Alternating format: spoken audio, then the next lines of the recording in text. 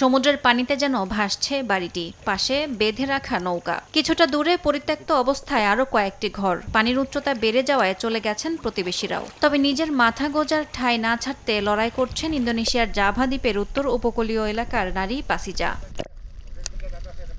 প্রতিদিন বুক সমান পানিতে নেমে ম্যানগ্রোভ চারা রোপণ করেন পাসিজা। জীবনের ঝুঁকি নিয়ে ২০ বছর ধরে এ কাজ করে যাচ্ছেন তিনি। প্রতি বছর রোপণ করছেন ১৫,০০০ চারা। আশা, পানিতে ভেসে যাওয়ার হাত থেকে এই ম্যানগ্রোভ রক্ষা করবে তার ঘরকে। জোয়ারের পানি ঢোকে ঢেউয়ের মতো, একেবারে নয়, খুব ধীরে ধীরে। পানি বাড়তে শুরু করার পর আমি বুঝলাম আমাকে ম্যানগ্রোভ গাছ লাগাতে হবে, যাতে এগুলো ছড়িয়ে বাড়িটাকে সুরক্ষা দেয়, পাখিদেরও আশ্রয় দেয়। এগুলো আমাদের খুব উপকারে এসেছে। একসময় বাড়ির আশেপাশে ধান, কচু, আলু, মরিচ, চীনাবাদাম চাষ করতেন পাসিজা। তবে এখন আর চাষের জন্য জমি নেই, সব চলে গেছে পানির নিচে। পরিবারের জন্য তাই পাসিজাকে কিনে খেতে হয় খাবার। ছেলের মাছ বিক্রির অর্থ দিয়ে চলে সংসার। একা থাকার কষ্ট এখন কষ্ট নয়, এখানেই থাকতে চাই, ঘরটা ছেড়ে থাকতে পারি না।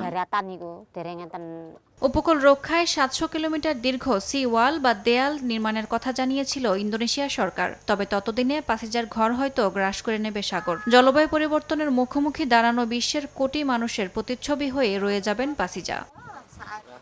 ইয়াসমিন অনন্যা, সময় সংবাদ।